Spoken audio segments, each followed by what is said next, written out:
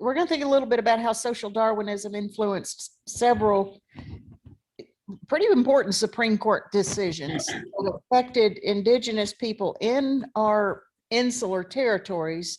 We refer to them as insular because they're islands surrounded by water.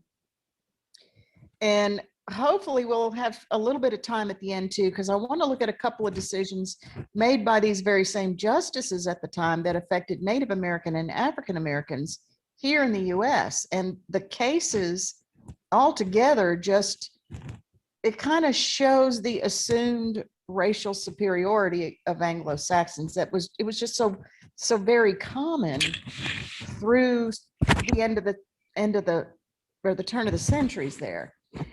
So we've got 9 Supreme Court justices.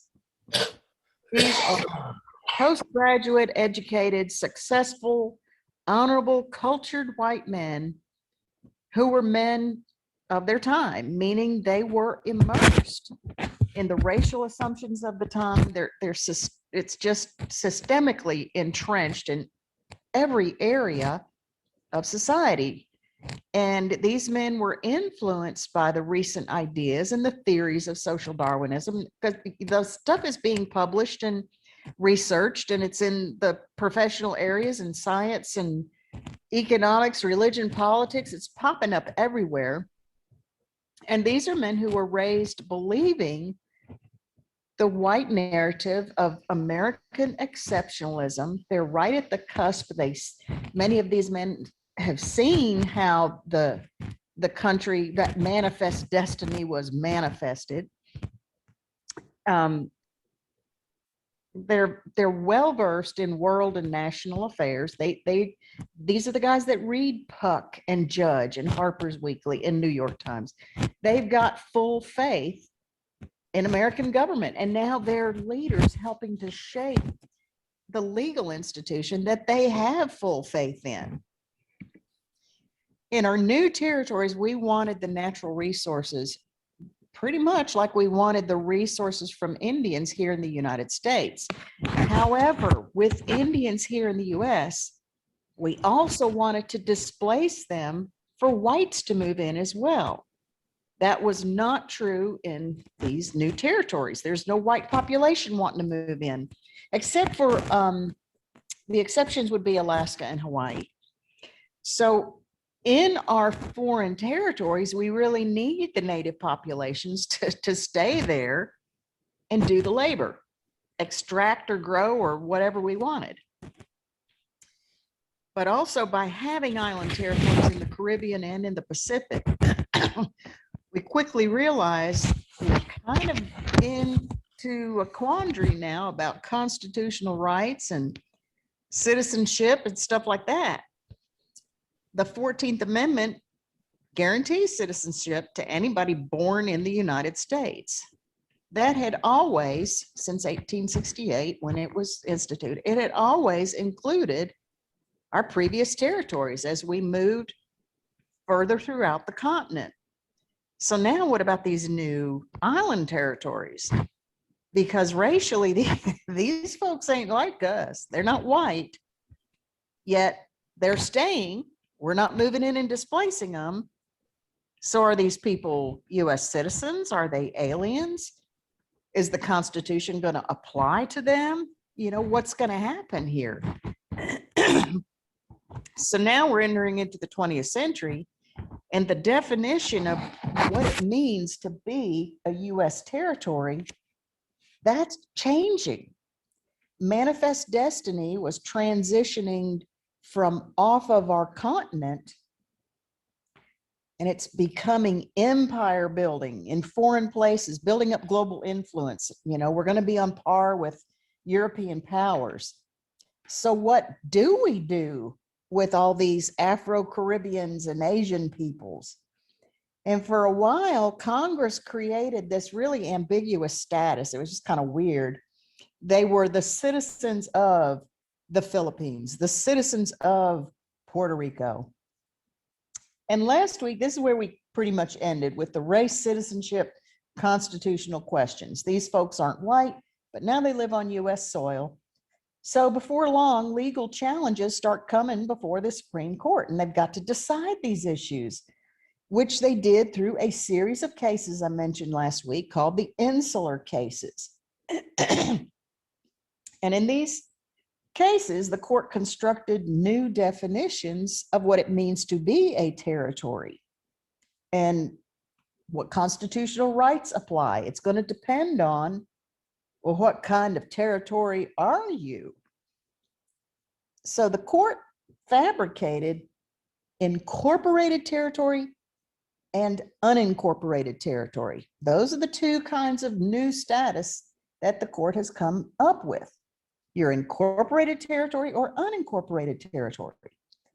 Incorporated territories are those which Congress intends to make a part of the United States. Bring them on in as a state eventually, later on. But they intend to make them part of the United States, like Alaska and Hawaii. Those, the Constitution fully applies to the people there, and they're birthright citizens of the United States. The 14th Amendment applies. However, without congressional intent for a territory to become part of the US, says the courts, such territories are unincorporated. The residents of unincorporated territories only have fundamental rights, but not full constitutional rights.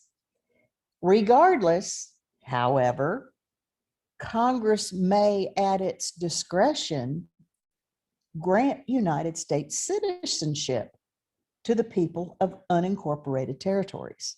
Yeah, I know it's kind of hinky. It sounds really wild and wacky, but this is what was going on here.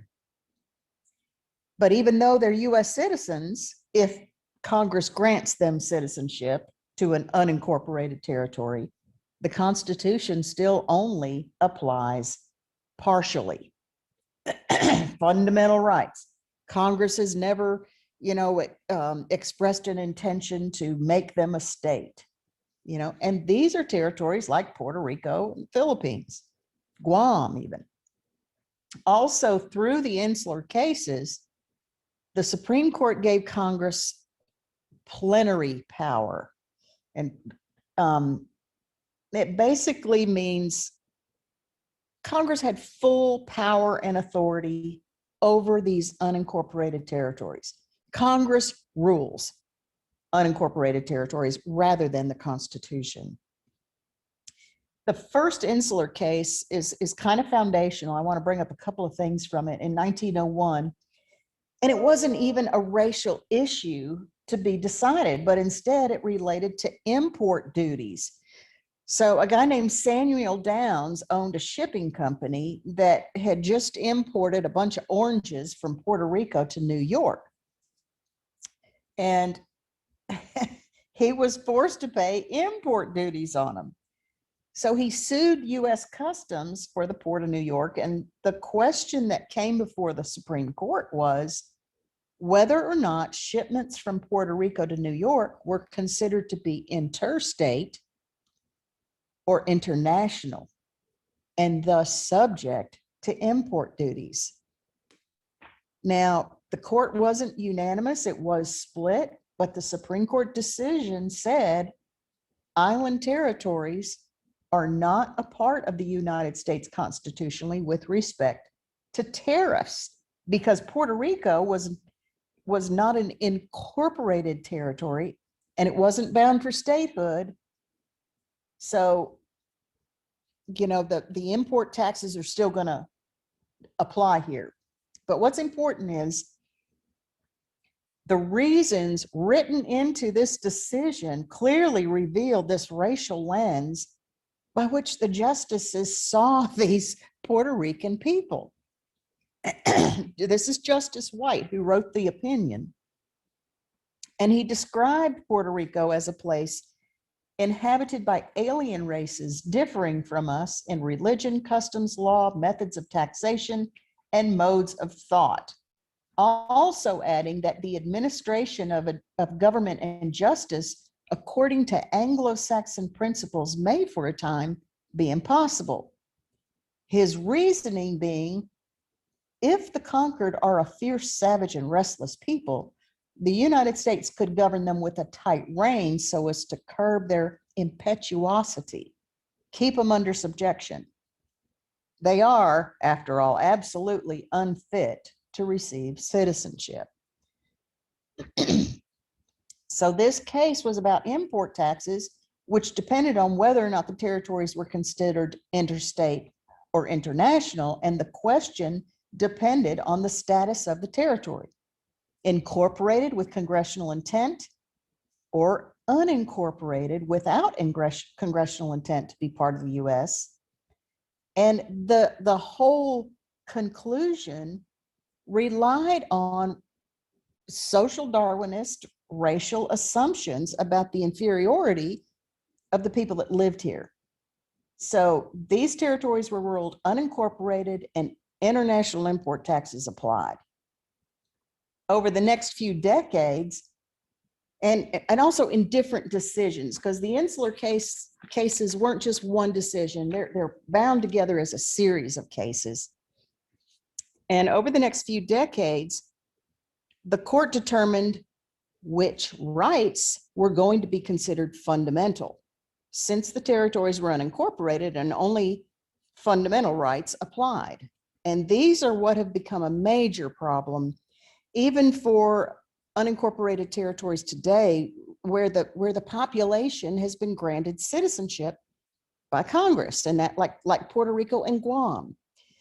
And a good example is in 1904, in one of these cases, the court ruled that the right to a jury trial, it's not a fundamental right. And therefore, it doesn't apply to unincorporated territories. They don't have the right to a jury trial. Now, today, let's see, the United States only has this one territory today that is incorporated, and that's this little, it's a little atoll. It was part of the Kingdom of Hawaii, but when Hawaii became a state, they didn't include that little tiny atoll.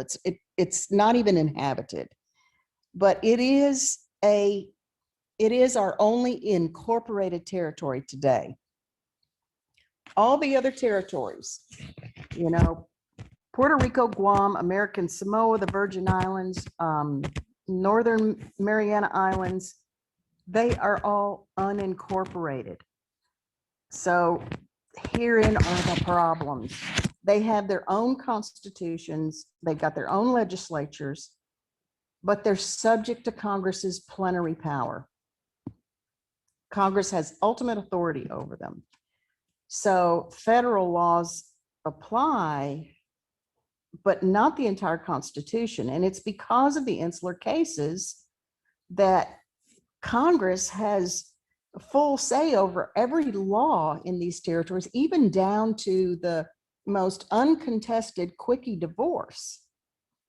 The smallest things, the Supreme Court decisions in the insular cases are what has caused this. It's what allowed the United States to become an empire without being constitutionally bound to respect the constitutional rights of people there, even if they're citizens. These are citizens, but they're part of an uncivilized race or something. I don't know. But that brings up the citizenship issue.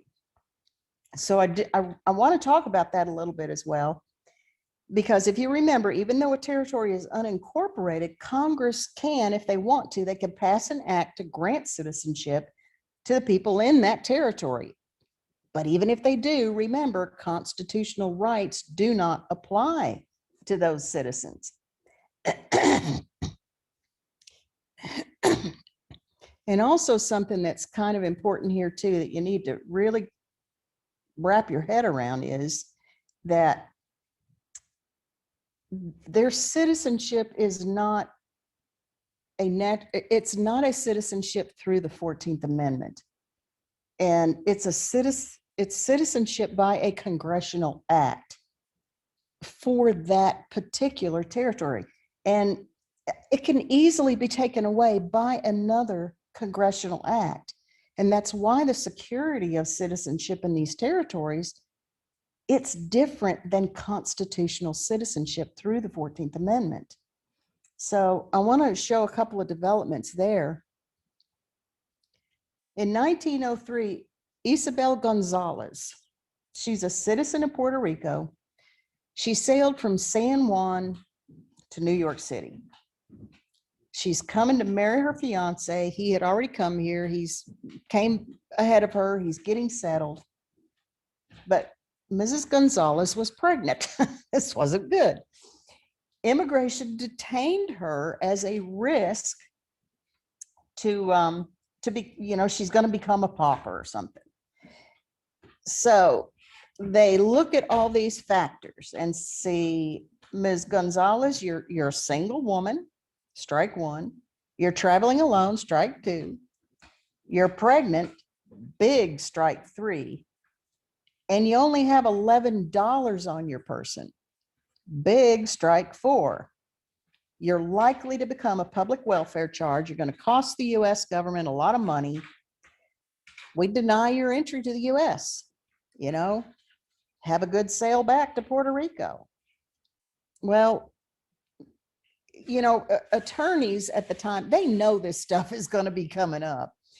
And some of them are really watching for opportunities or cases like this. And in her case, there was a really prominent immigration lawyer named Frederick Coudert, Coudert.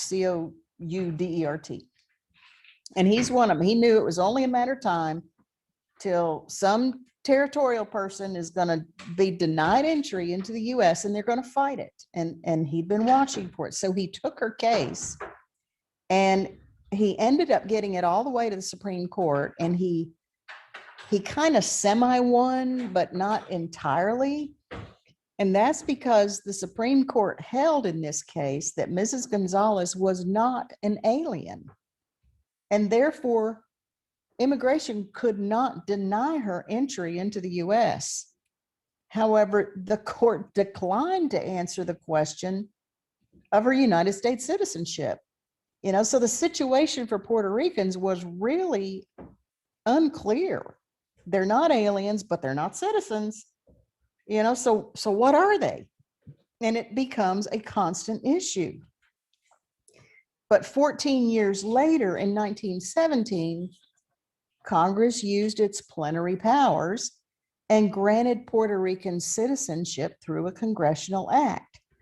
And remember, acts of Congress can be taken away or changed. They can say, from here on out, no one who is born there is a citizen, phase it out. They can do all kinds of things. And over the years, Congress has passed laws that have made most of the territorial folks US citizens. Let's see, that our only territory that doesn't have US citizenship is American Samoa. That's the only one. Others have gained their citizenship through an act at different periods of time up until now, but Samoa is the only one. They're categorized as US nationals and their passport says US national, not a citizen. And because our territories, since they're not states, they don't have a vote in Congress. All of them, even American Samoa, has one congressional representative in the House only, but that representative has no voting power beyond committees they might be on. They can vote in committee, but they cannot vote beyond that. So people in our territories can vote in presidential primaries, but then they cannot vote in the general election. Let me see. Only the United States and Washington, D.C. can vote in that. And which means the U.S. has sovereignty over U.S. citizens who do not have equal representation, which is kind of funny considering, what we, parted from British on.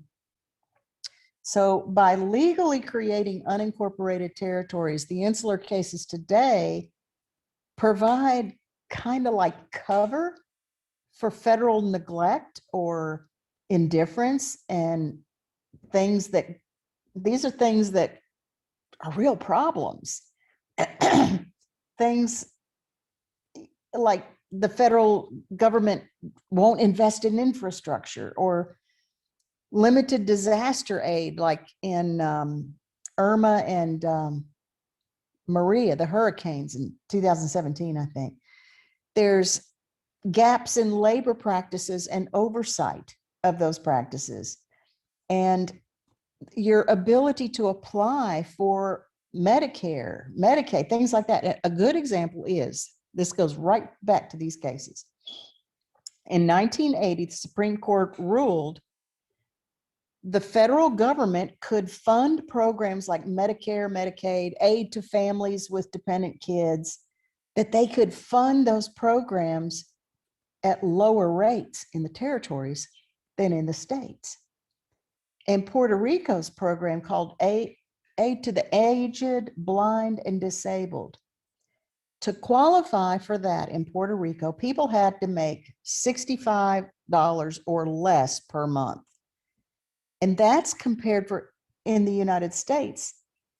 I think the average was 700 and something a month in order to be eligible for benefits here.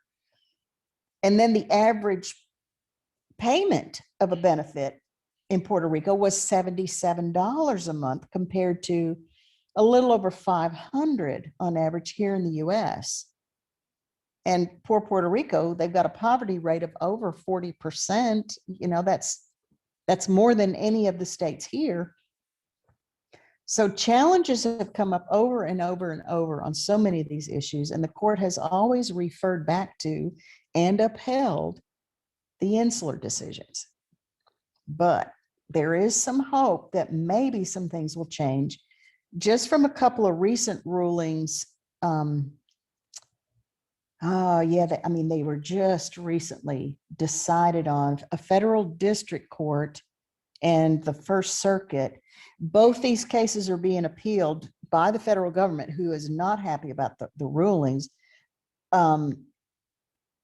Okay, this is the first case, Puerto Rico. Okay. And in fact, the Supreme Court is going to look at this case in October, I believe. So Jose Luis Vallejo Madero, he's born in Puerto Rico.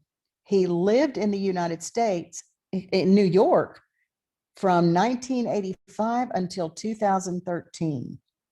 Well, in 2012, he started getting SSI benefits.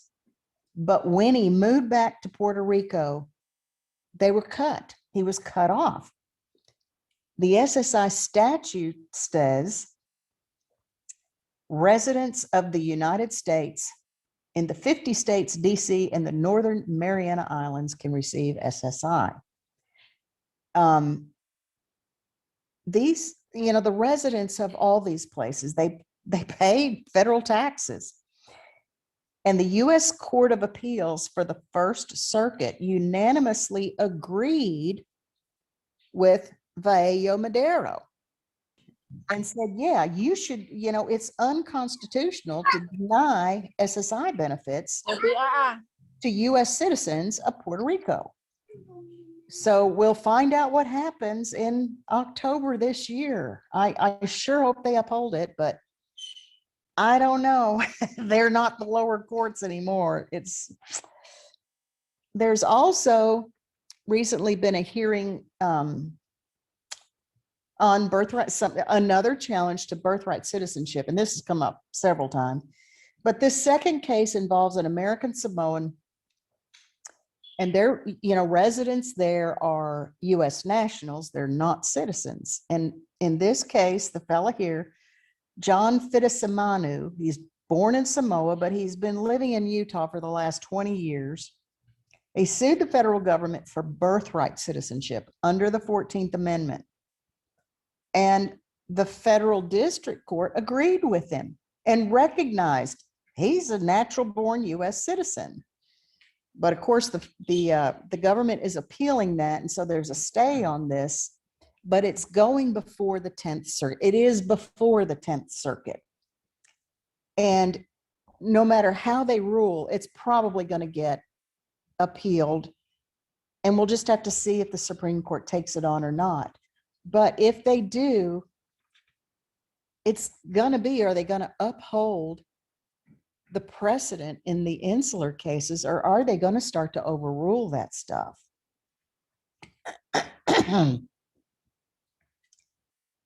So another, it's not a major legal case or anything like that, but there's a big kind of a running thread problem with folks who live in unincorporated territories, because they're often so frustrated over their lack of any kind of political voice. They can't vote for president. They're members in Congress. They can't vote on the floor of the House. And yet they pay a lot of money in federal taxes. And the other thing that's so disturbing to a lot of these folks is that Americans here in the United States, they're just clueless. They know nothing about the territories. They don't understand the status of the territories, or even understand that most of these people are US citizens. Puerto Ricans are often frustrated that people think they are a foreign country.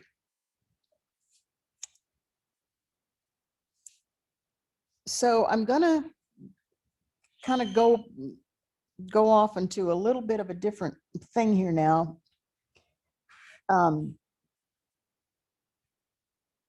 Remember that most of the same justices that decided the insular cases, they also decided two landmark domestic cases here in the United States that involved non-whites. And in 1896, they ruled the Plessy versus Ferguson case. That was the doctrine of separate but equal, which basically allowed states pretty much plenary power to segregate their populations. And although Plessy was overturned in 1954, the insular cases, built on the same racial worldview, they still stand today. Treatment of our people in our territories today is still separate, and it's a second class in many ways. It is unequal in benefits and in being able to participate in elections. The other case that the same justices heard was a case called Lone Wolf versus Hitchcock. This was in 1903. It involved Native Americans and the sovereignty of their nations. In this case, the Kiowa, the Apache, and the Comanche nations were arguing that the government violated the Medicine Lodge Treaty of 1867, a very important treaty, because the government had forced allotment of their reservation, breaking it up into sections of land, giving each Indian household one section, and then all that surplus land that was left over, they could open it up and allow it to corporations or individuals, whoever wanted to purchase it. So in 1889, the General Allotment Act, it's starting to allot and dissolve up reservations in what is now Oklahoma. And the particular reservation housed or had Kiowa, Comanche, and Apache on this particular reservation. And in the past, these were pretty significant nations that kind of, I guess you could say, ruled the Southern Plains, Texas, Oklahoma, New Mexico, parts of Kansas and Colorado. It was a huge area that these three nations kind of shared, I guess, for lack of a better word. Their strength, they were strong, but their strength, their rule, it was damaged beyond repair by the Medicine Lodge Treaty in 1867. And in 1889, when the commissioners arrived at the reservation, they've got to get, per the treaty, they're supposed to get 3/4 signatures of all the male so that they can start allotment. But the men aren't agreeing, and they're not all signing. And so the commissioner starts all kinds of underhanded, fraudulent coercion, to make the men sign. You'll get money. Some of them are ordered to sign. If you don't sign, we're going to take your kids. If you don't sign, we're going to cut your goods and allotments. And a lot of times, if they refuse to sign, sometimes anyway, the interpreter would sign for them. So these Indians, they're getting very outraged. They're getting very upset. Reservation authorities actually even called in troops to control the Indians. They're the ones getting screwed here. They're being vocal about it. So the whites call in forces, call in backup. The commissioner never got 3/4 of the signatures as required in that treaty. So what they did is they sent in this partially coerced and partially fraudulent documents to Congress, and Congress signed it, and the land was allotted. It truly was a travesty. But the Indians didn't stop, and they opposed congressional ratification for 8 years. One of the leading organizers was a Kiowa named Lone Wolf. You see him down at the bottom right. And he would go to Washington, D.C. with delegations repeatedly every single year to lobby against this. It didn't do any good. And in 1900, Congress signed off on allotting the reservations, breaking it up. And then one day in 1901, the government land office was there opening up over 2 million acres of this reservation to non-Indians after they had each received their little allotment. Lone Wolf is watching this swarm at the land office, and he thinks to himself, damn, this is illegal. It violates a treaty that's vital to us, and the United States swore to uphold and abide by it.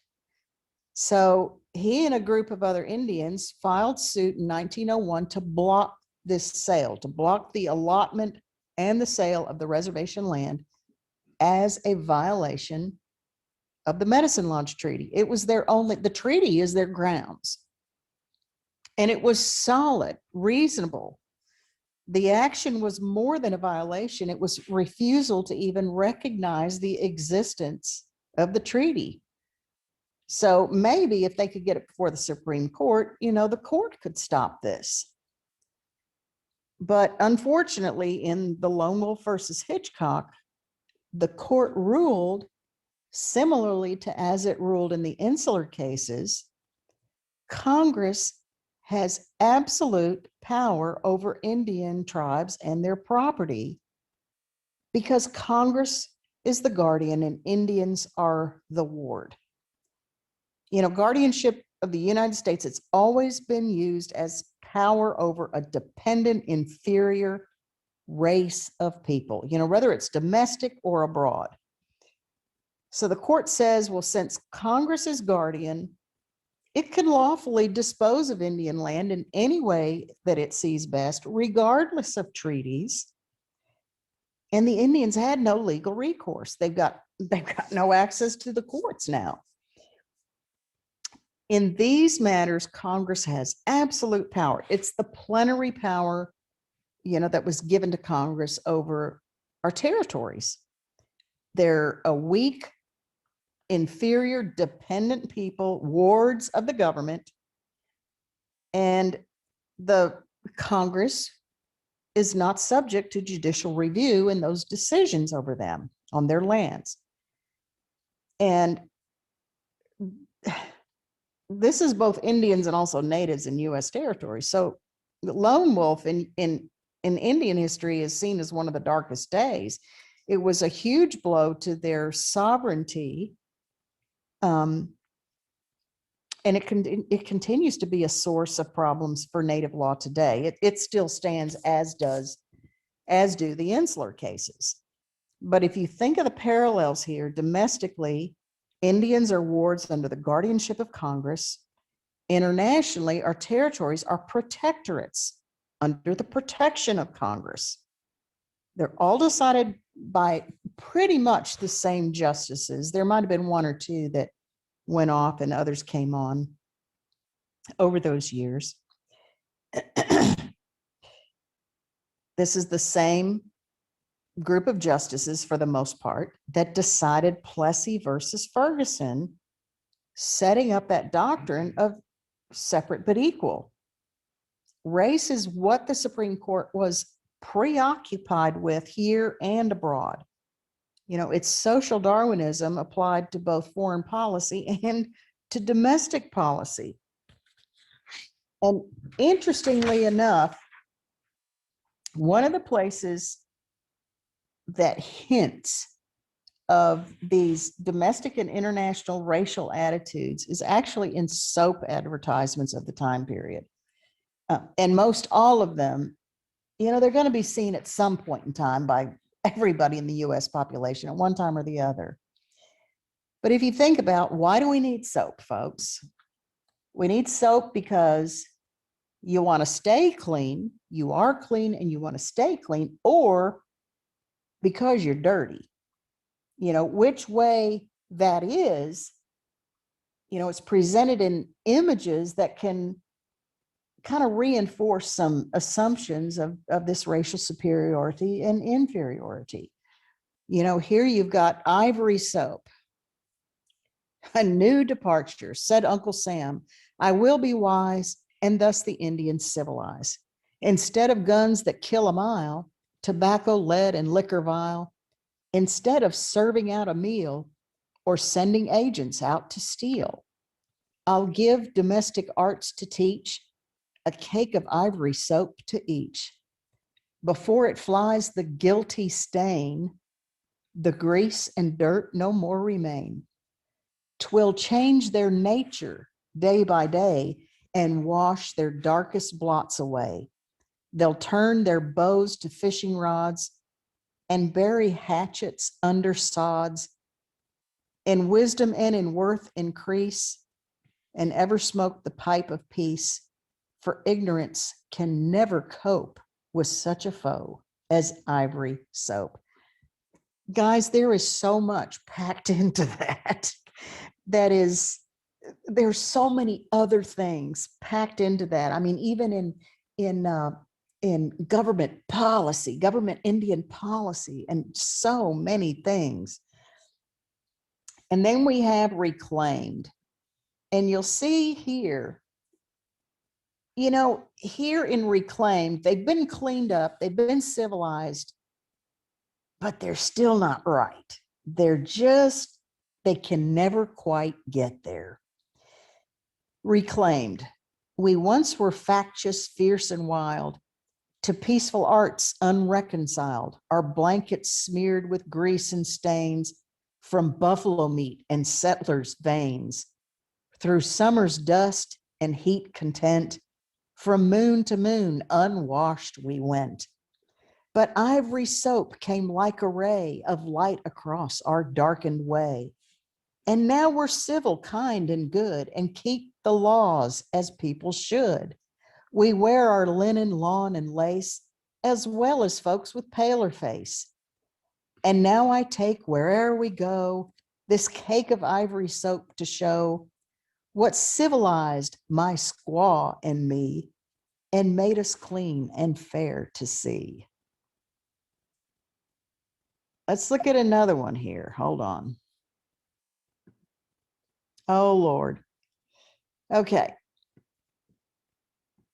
Sapolio.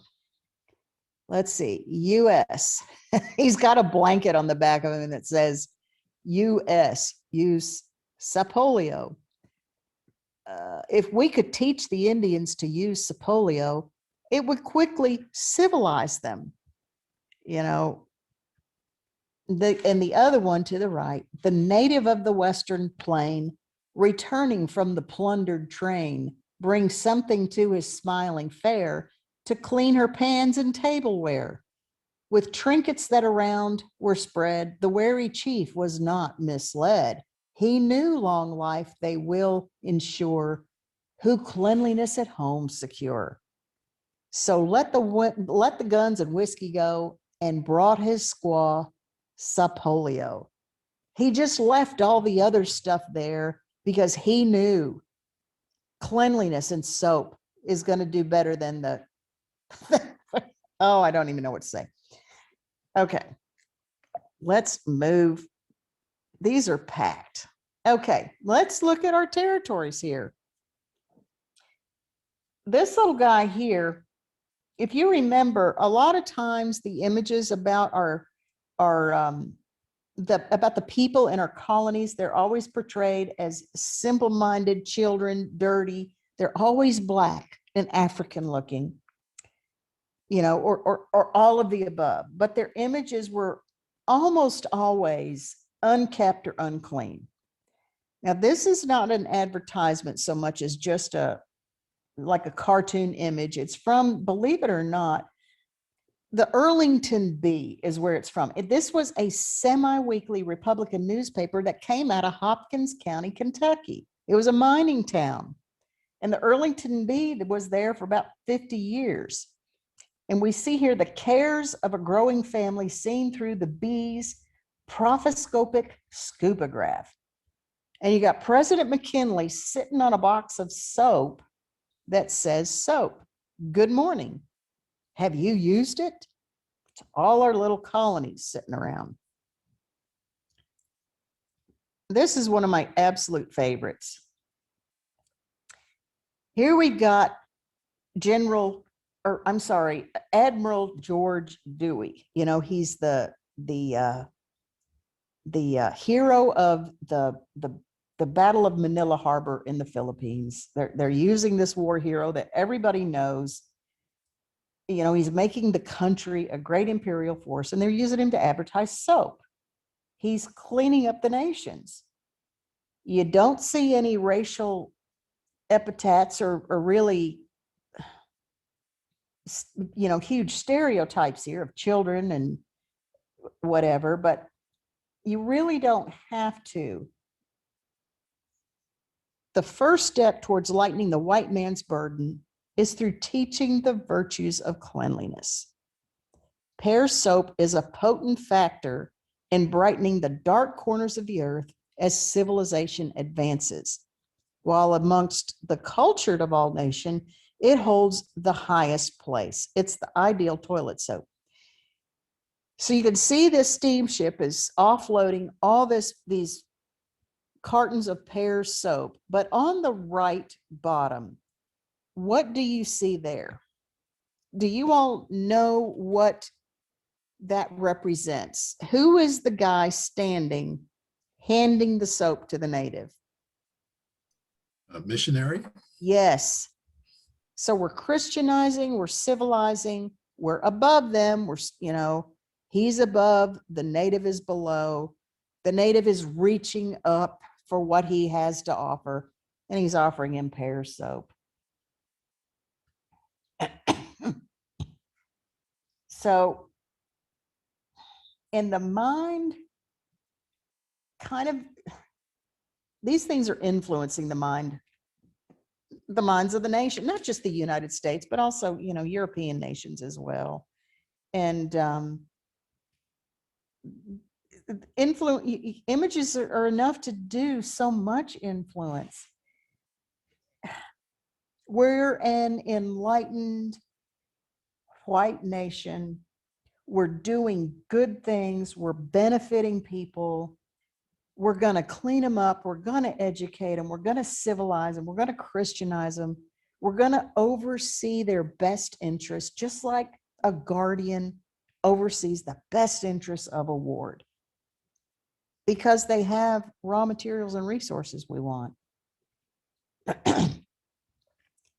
This one, okay, pear soap, if you'll notice, it's you're teaching the virtues of cleanliness.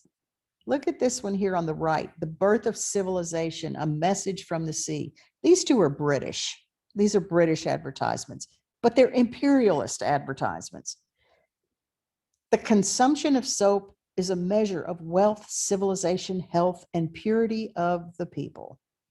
You know, the guy is discovering a box of pear soap that has drifted to shore from a wrecked ship, you know, and he's finding the birth of civilization, a message from the sea. And the guys on the left, some British officers have written pear soap is the best, and the natives in Sudan are just like, you know, impressed or whatever. Okay. Now let's look at some African Americans. You recognize, of course, Teddy Roosevelt there. Do y'all remember gold? Does anybody remember Gold Dust? This particular soap. You got the Gold Dust, the twins, the little black twins that are the icon for Gold Dust cleaning, washing powder. You know, they're children, Africans, very dark black. They're carrying Roosevelt's luggage and his gun and his kill from his African safari. It's just straight out stereotypes that become African Americans, basically. But so here we've got comparisons.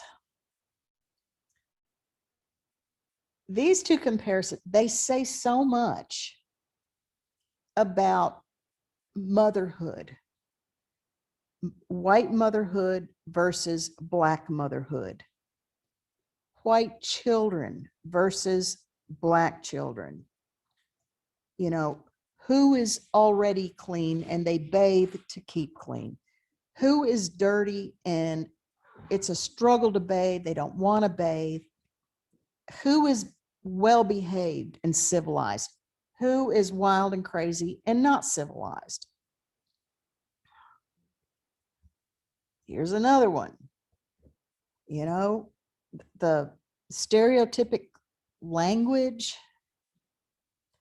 you know, but again, compare motherhood and childhood of these two races here in the United States.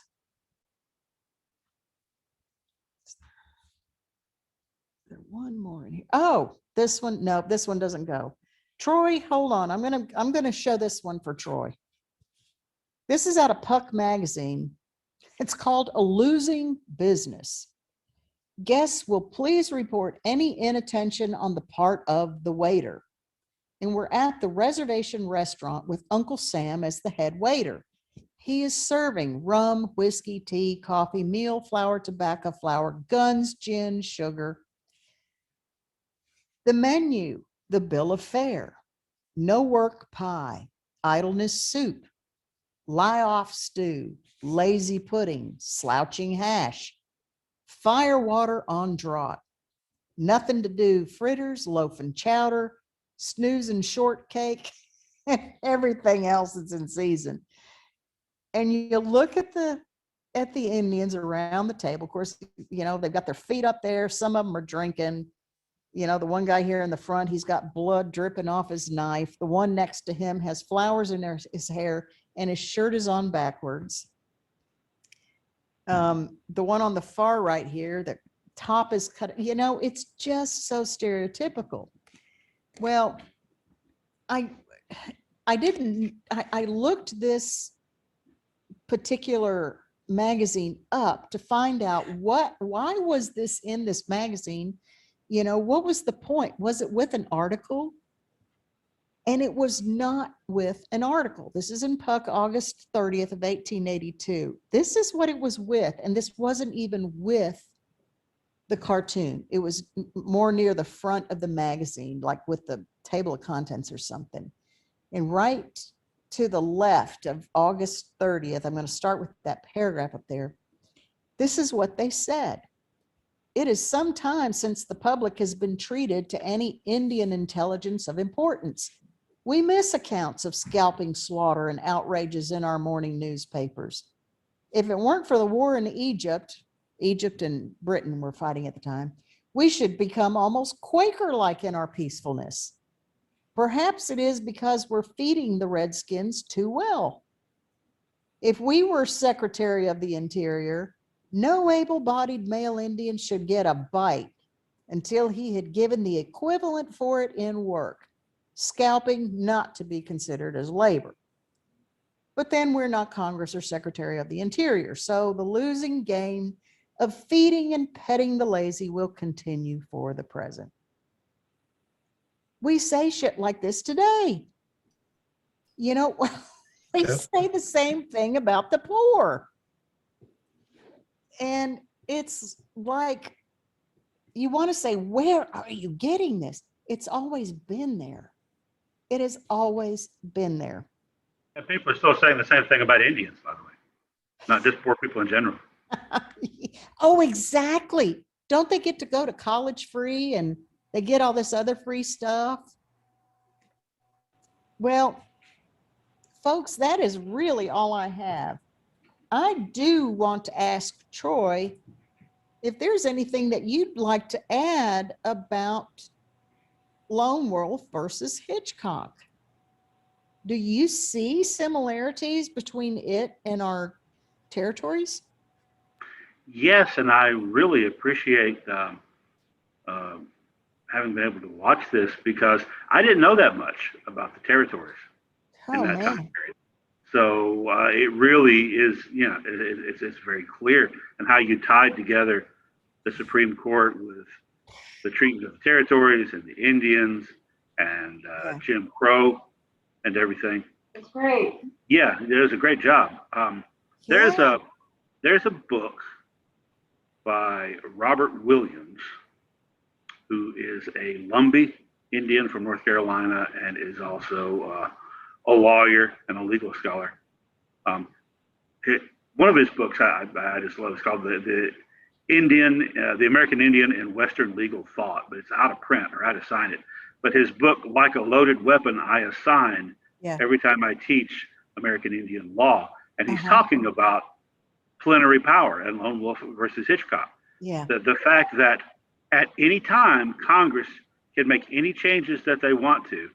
So any of the gains that Native people might have made can be undone in an instant. So the title of the book is like, you know, Indians have a loaded gun pointed at them that could go off at any time. And that really is true. This plenary power thing basically means that Congress can do what they want. The only thing that keeps them from it, when it does keep them from it, is gains in popular opinion that translate into political pressure on politicians. But then, you know, as we saw with Standing Rock, that can go out the window when there are resources involved. Yeah.